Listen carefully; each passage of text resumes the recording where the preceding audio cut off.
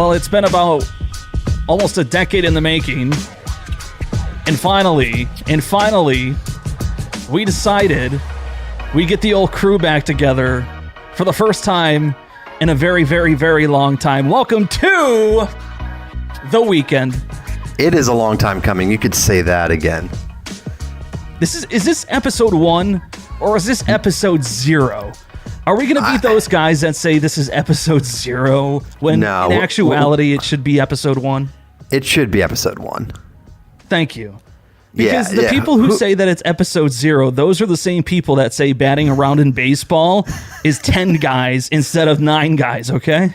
Those are also people who put milk in the bowl before the cereal. God, that's such a bad move. That is a terrible move. That's one of the worst moves you can make. There's nothing better than putting the milk in afterwards and just seeing the cereal float to the top and you realize you've got a masterpiece in the making. Thank you. Yes, it is also like the people who bite a cheese stick instead of ripping the string cheese. It's called string cheese for a reason, bro. Exactly. Give me a break. Thank you. So to the weekend, who are we? Well, good question. I ask myself that every morning when I wake up. Especially this year. Yes, Nick Karski and Zenski with you. As we were all of maybe 6, 7, 8 years ago back. How about 9 years ago? Was it really 9 years ago? 2011. Yeah, you're right. You did the math a lot more than I did. Well, that's the extent of the math that I could do. In the hallowed halls of the Roy H. Park School of Communications at Ithaca College, where we once hosted a little radio show together on WICB, which is one of the college radio stations at Ithaca College. Yeah. And we had a fantastic time. We hosted this show called Countdown to the Weekend together, which is largely where our name comes from. Because we want to... We're knocking it off. That's right. Don't copyright us. But it's not copywritten. But yeah, we just want to give... we wanted to make a forum that in some way, shape, or form replicates all the fun that we had on the air. And it was so much fun because we basically had the privilege of bringing people into the weekend, counting them down to 5 o'clock and then bringing them into their nightly festivities. And it was a fantastic ride that we had when we were doing that show together. And that's what this is going to be about. It's going to be about having the fun that we had for about a year and a half or so together. And bringing that back so that people can get ready for what's to come on a Saturday and Sunday. And that's right. There was nothing more fun than that.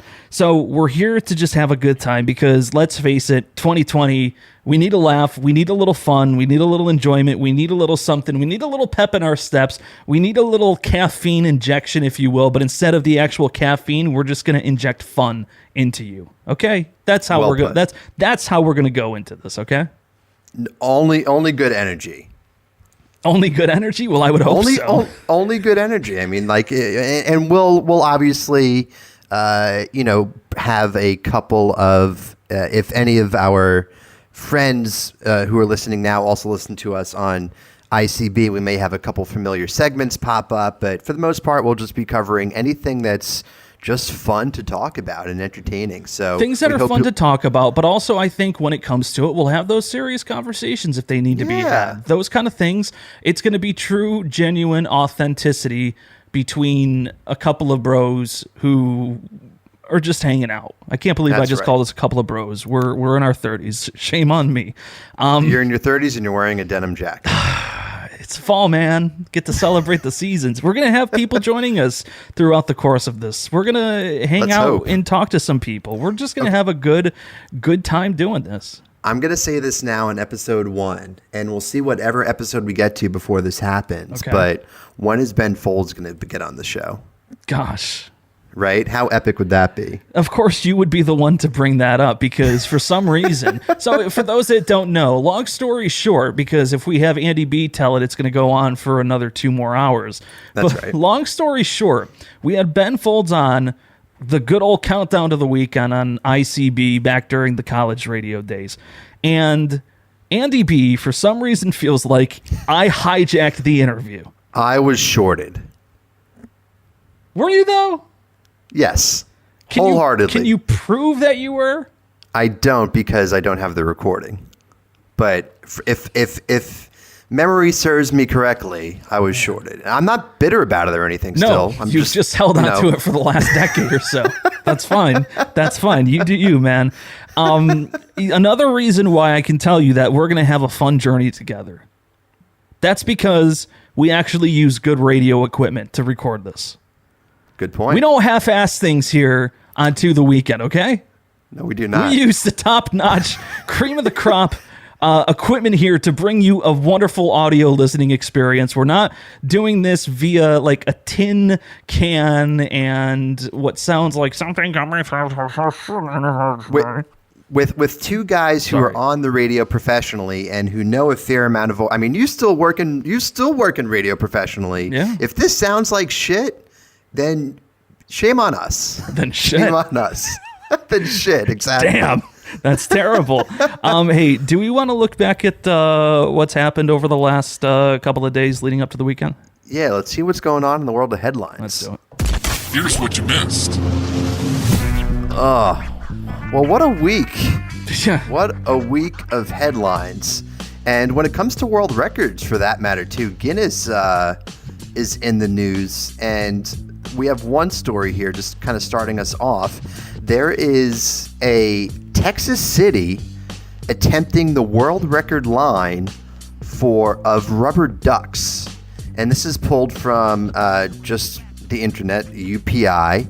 And it says, a Texas city's annual Rotary Duck Derby, delayed for months due to the COVID-19 pandemic, went forward without some of the usual fanfare, but with a Guinness World Record for lining up rubber ducks. And it says, residents could sponsor a duck in the race for $5 or 24 ducks for $100, with the proceeds being donated to the local Rotary Club. And they expected the number of ducks to come out to 20,000, enough to break the Guinness record of 17,782 ducks. And just in case you weren't in suspense, the Rotary Club has yet to finally release the final count of ducks. So we still don't know if they broke it. So are these ducks just, no pun intended, in a row in the water, or are they just on land and they line them up? Did it say anything about that? And I was just kind of skimming the article here. Yeah, it doesn't say. This is actually a pretty shitty article. Was Chris Wheatley there? So I see in the video released by the local news station, there is a guy in a rubber duck costume, which very well could be Wheatley. People probably have no idea what the hell that was about. Chris Wheatley used to be the manager of television radio operations over at Ithaca College. One of the best people to ever do it. Seriously, he was. And I know we're bringing up our old glory days here for just a second, but Chris used to always say, make sure you have your ducks in a row. So that's why I had to throw it out there and I forgot about that. If Chris Wheatley was at this, this big time Guinness World Record event where they try to get all these ducks lined up in a row and have a new world record. I don't know how much he ventures out from Vermont and now in his days of retirement, but he very well could be. What a guy! What a guy! What are some of the most random things you could possibly do to break a Guinness World Record? Because I feel like lining up ducks, 20,000 of them, whatever it may be, is about as ridiculous as it gets. I mean, You hear the cliche, I want to build the biggest pizza, I want to build the biggest cookie, I want to have the biggest rubber band ball known to man, but I feel like there's got to be some really far-fetched, out there sort of things. Oh, totally. And I think that could be a topic for next week's show, is what are the most, far-fetched, out of the ordinary Guinness World Record topics there are. But yeah, it literally could be anything. Like, I could be the Guinness World Record holder of like most number of miniature pumpkins in a box. Like, I don't know. Like, no, but it's something that's true. Seriously, you're not wrong. Seriously. And if you're listening or you're watching on YouTube, and if you've set a record for a Guinness World Record, let us know, because we love to have you be the first guest on the show. Could you imagine somebody with like the largest paperclip collection, and that's the first person we talk to? What the hell is wrong with us? What else do we have? So, staying in the topic of Guinness World Records, they are now coming out with some new guidelines, and they tweeted this 2 days ago saying, "We've had a lot of people get in touch over the last few days about the fastest time to start and stop a phone stopwatch.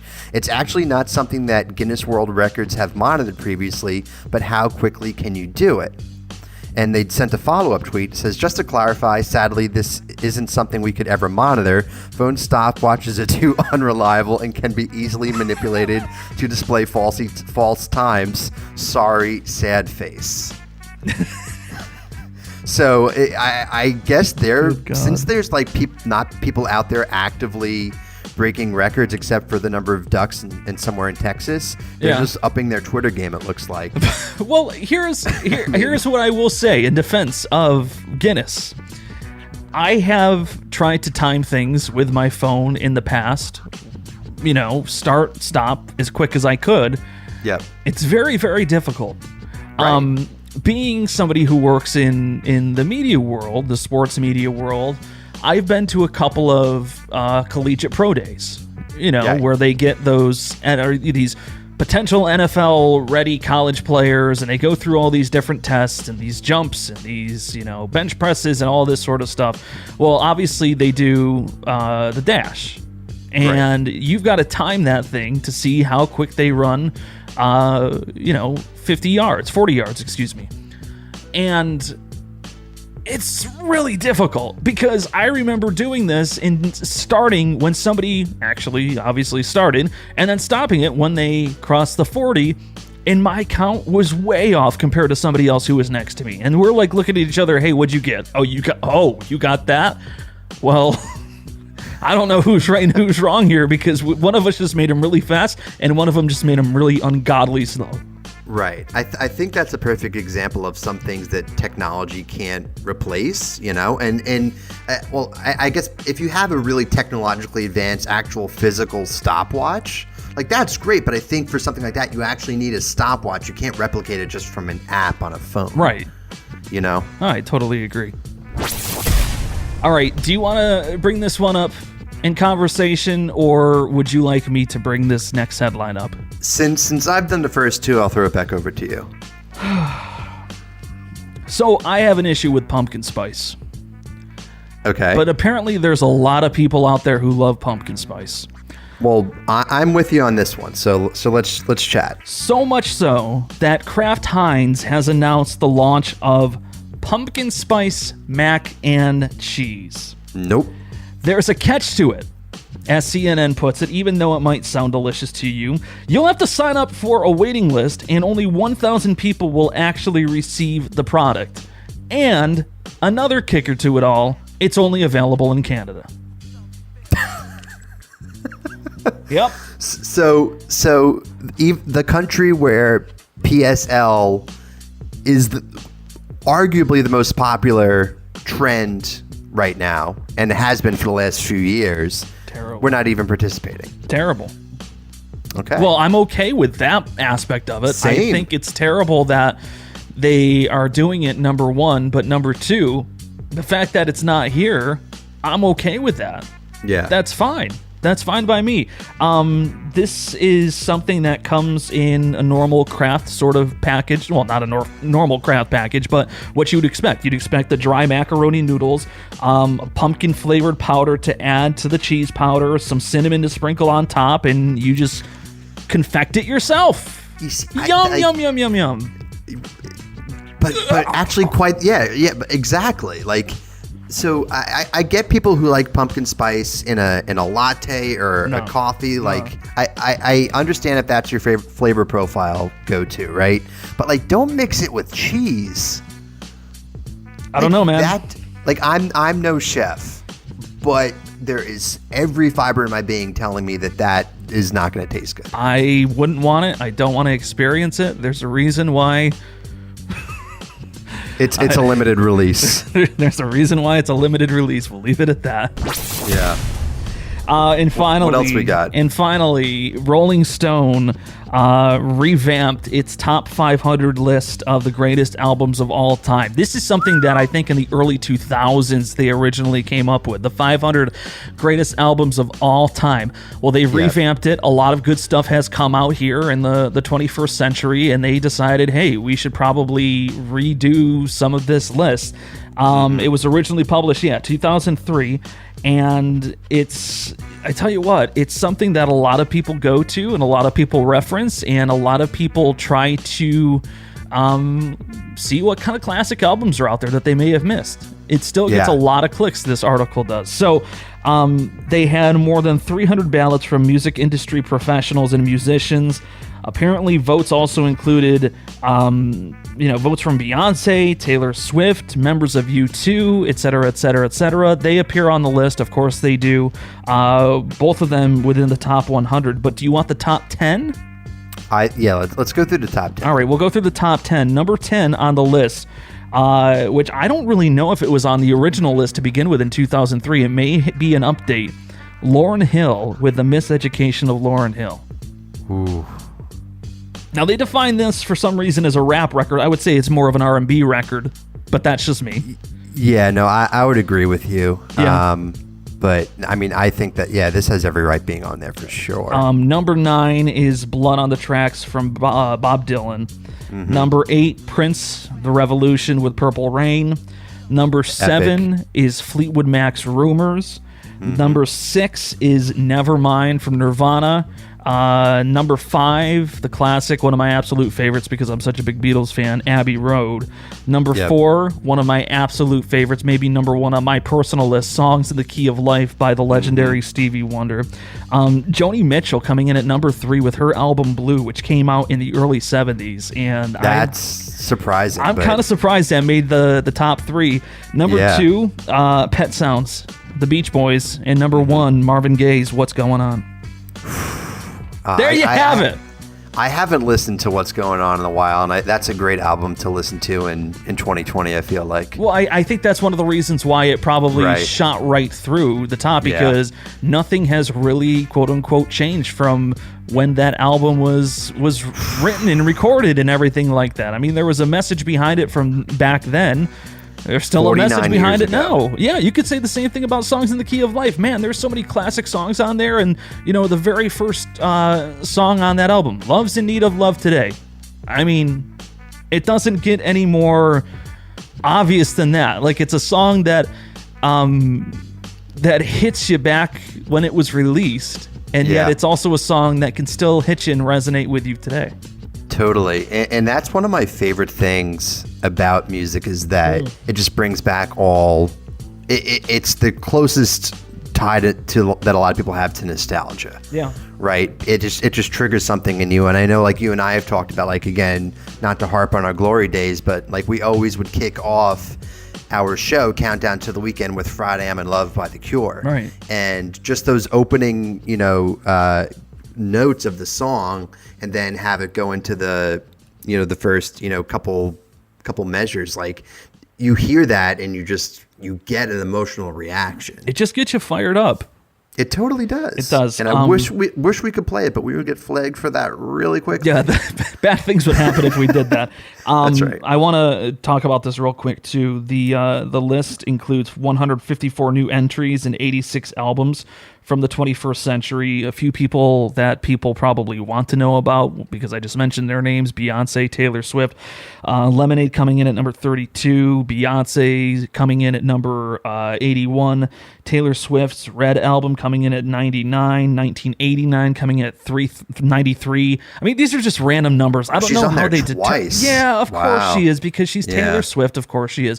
Somebody who's on there, it's the most recent album that made the top 500 is Harry Styles with Fine Line. No kidding. Yeah, that made it, I think, somewhere in the top. I mean, it's number 5. It's not number 500, but let's say, I don't know, 493 or something like that. Right. It's some crazy number. So, I mean, even that made the top 500. I mean, that's a guy who has turned around his career, going from being in a boy band like One Direction with, stage choreography and everything like that, to being maybe a legitimate sort of rock star? I think so. I don't think that's a stretch by any means. I mean, like, they could have worn like that jacket on stage during their tours. You know, look, I don't know why you have an issue with my jean jacket tonight.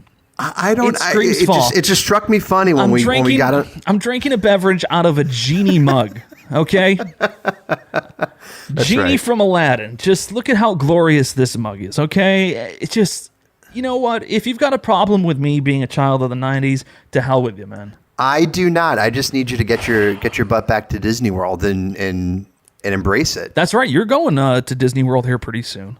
In about a month. Yeah. Are you excited? Yeah. It's not. I can't honestly say it's the most excited I've ever been to go because of everything going on. But I think considering this will be the first vacation of the year and everything that's been going on, there's a decent level of excitement there. If I had to ask you, what are your top 5 favorite things to do at Disney? Could you give me an on the spot top 5 list right here, right now? I could not. Oh, come on. That's a loaded question, man. Are you serious? I just want a reason right. to use the ta-da sound effect that we have. Okay. All right. Fair. We got to use this professional technology that we have. You think you can actually do this then? I'm not a quitter, man. All right, here we go. All right, I'm gonna cue you in. Andy B's top 5 favorite things about Walt Disney World. Number 5, Andy B. Number 5 has to be drinking around the world at Epcot. Nothing bad with starting in Mexico, getting a margarita, waltzing over to Germany to get a beer, and ending up somewhere in Canada. Hopefully, if you make it there, with your goddamn pumpkin spice Kraft macaroni and cheese. Ugh, hopefully not. Number 4. Number 4. Number 4 is going on the Carousel of Progress, which is an attraction at the Magic Kingdom that Walt Disney influenced himself in the 1962 World's Fair. God, the fact that you know these numbers, like, who memorizes that sort of stuff? All right, who won the 2003 World Series? I don't want to talk about that one, actually. Number 3, Andy B. Oh, I totally, yeah. I just use that as a random year. Yeah, I know. Okay. Anyway, number 3 on your top 5 favorite things to do about, favorite things about Walt Disney World. Oh, man. Okay. Number 3 has to be flying into the airport, like the Orlando airport. No, because listen, if we're talking about nostalgia, right? And because you get off the plane and your vacation, like, honestly starts like when you get to the airport, because they actually have Disney stores there, and like obviously it's such a big revenue driver for Orlando and the state of Florida that they hype that. Okay. And they actually have Disney owned and operated transportation that brings you from the airport to the resort. So they have actual cast members that, start your vacation experience before you even get on properties. Okay. All right. That's fair enough. I mean, it makes a little more sense. And I'm doing this on the spot. Number 2, favorite things about Walt Disney World when Andy B goes to visit. Getting a Dole Whip. Do you know what a Dole Whip is? Nah, I've heard of it, but I have no idea. So Dole is a brand of fruit, notably pineapples. Okay. Yeah. And they have a section of Adventureland, which is one of the themed areas in the Magic Kingdom, that serves a pineapple ice cream, essentially. Okay. And so it's called a Dole Whip, and in Disney fandom, it is like the go-to treat, if you will. So it's almost as if, like, you go on vacation, that's like your must-have snack. Okay, fair enough. And your number 1, the number 1 thing Andy B has to do or loves to do when he's down at Walt Disney World. This is a good question. It has to be... See, you're doing that noise just thinking I'm doing that noise as a TikTok, like, let's go here, buddy.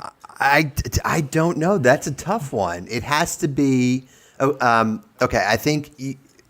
You need to spend at least a full day at each of the 4 parks to do it right. That's it? Just like spend a day at each of the 4 parks? because you're not rushed, you're not stressed. You know, you have a day dedicated to everything that you want to hit, be it a ride, a snack, a restaurant, whatever it is. You have a full day to take care of it.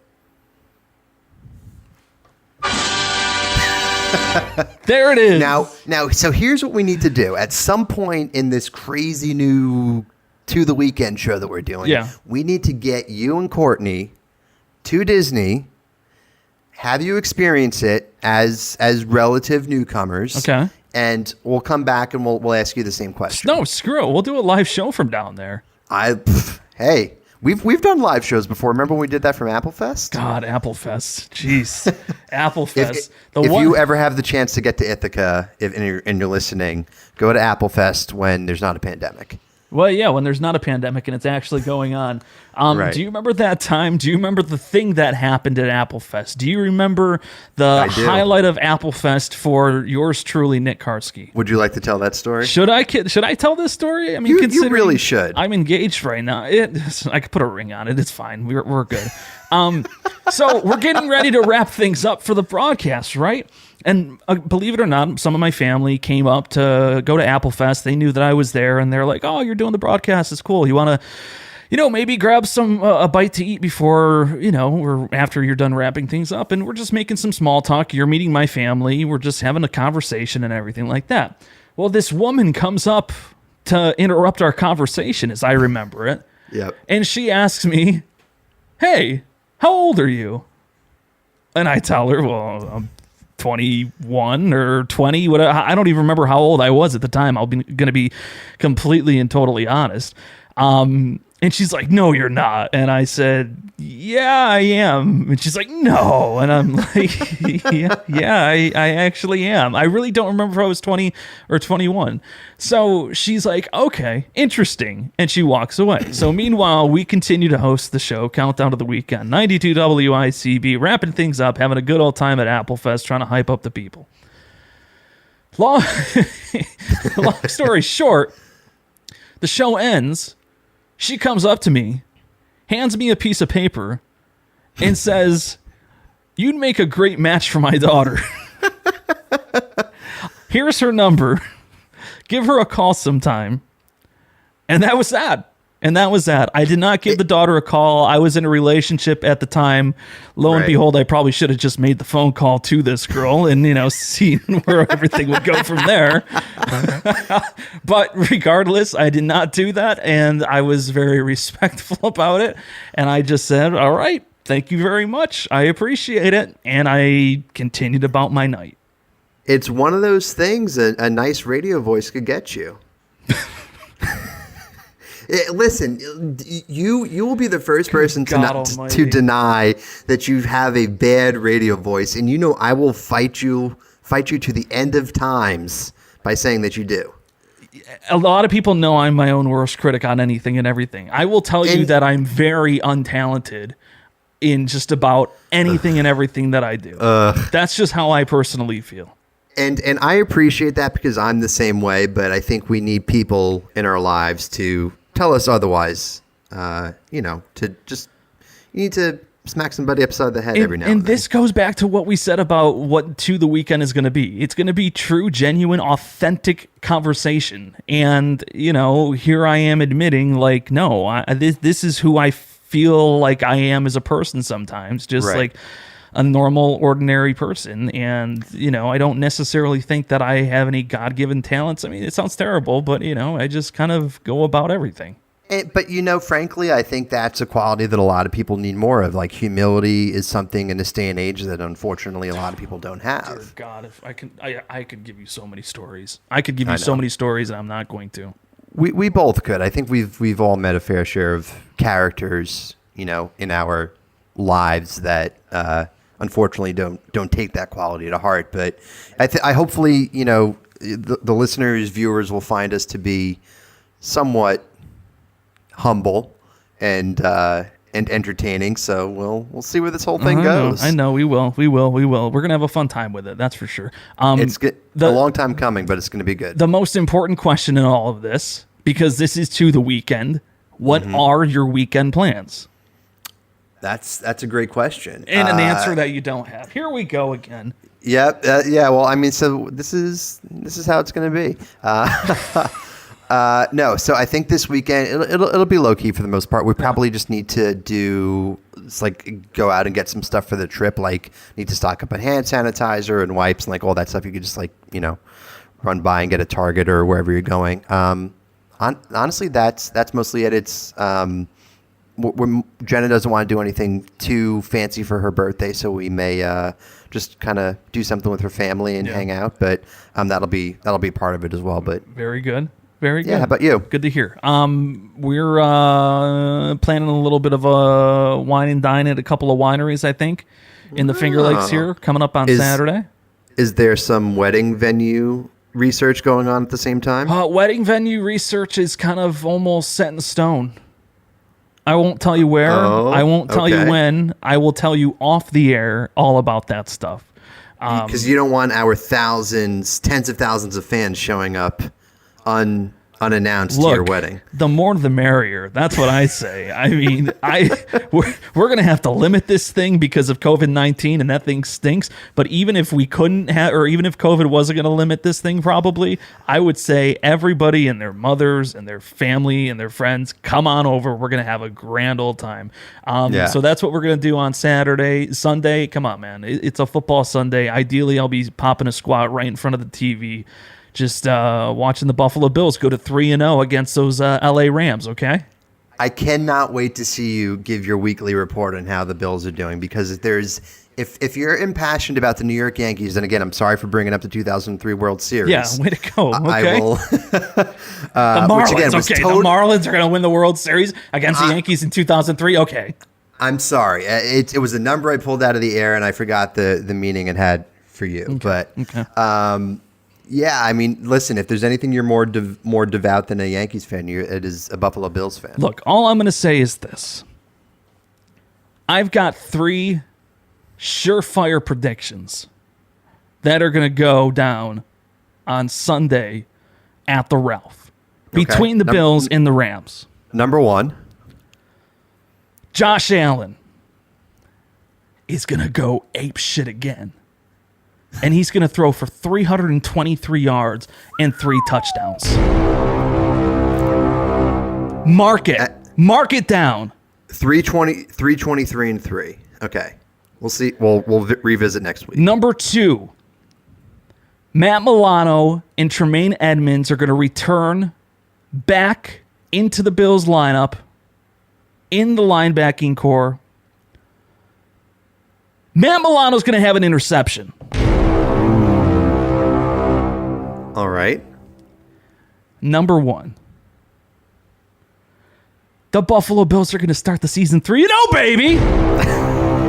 Like, what else do you want? Like, what more could you possibly want? This team is a team of destiny this year, okay? You heard it here first. Look, all I'm saying is, look at how things went week number 1. Josh Allen had a couple of snafu plays where he lost the football and he missed a wide open John Brown in the end zone, okay? Well, what happened in that game? Josh Allen had a couple of mistakes, still threw for over 300 yards and looked pretty darn good. But you know what? The defense picked him up in week 1 against the Jets. What happened last week? Well, against the Dolphins, the Bills' defense wasn't necessarily as good. Granted, they were banged up and a lot of guys were hurt. Well, not a lot of guys, but enough guys were hurt. A lot of key contributors looking at you, Tremaine Edmonds and Matt Milano, okay? So what happens when the defense doesn't do its job? The offense picks up the defense. i.e., Josh Allen throws for over 400 yards and a couple of tighties, and what do you know? The Bills go on to defeat the Miami Dolphins. So this team works hand in hand with each other. The only problem is the rookie kicker and Tyler Bass. Why would you draft a rookie in the 6th round of the NFL draft to take over for Steven Hauschka? Give me a break. That was a terrible move. I still don't get why they did that. But if you want to go with a young gun, the kid's got to make his field goals. That's the only thing that worries me about this Bills special teams. The offense is there. The defense is there. This team is going to be a contender, okay? They're like a top 5 team in the National Football League right now. I'm not even kidding. And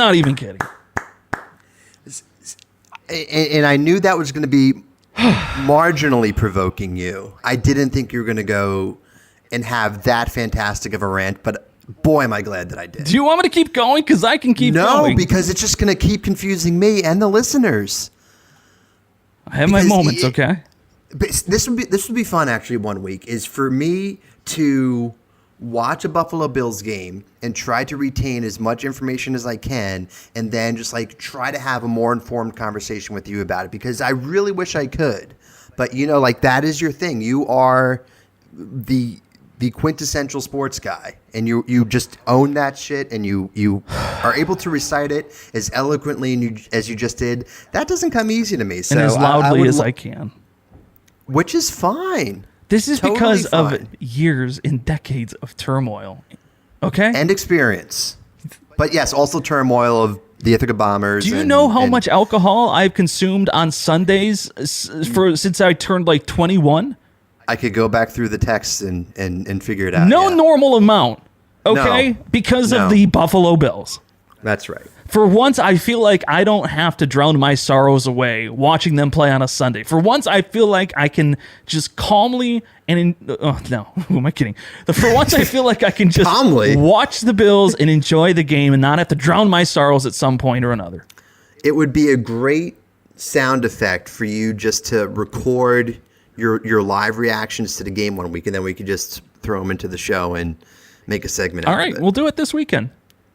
Cool. We'll do it this all right, weekend. so next week we'll talk. Hopefully Texas will. Bailey wants in on the show too. Oh, okay. Hi, Bailey. Hopefully at one point Texas will release the information about the number of ducks that were actually considered for that world record. Yes. We'll find out more information about your ranting habits while watching the Buffalo Bills live. Got a problem. And there was something else, but I forgot. There was another next segment we had, but We're just going to be we'll just back for having fun. episode number 2. Or as some people would say, episode 1, because there's going to be some moron out there who's going to like, this is really episode 0, you idiots. No, it's That's not. right. You tell him, Bailey. And we're just going to go out with Bailey barking, because why not? Hey, See ya. until next week for episode 2, for 2 the Weekend, you stay classy, my friend. You stay classy, my friend. See ya. See ya.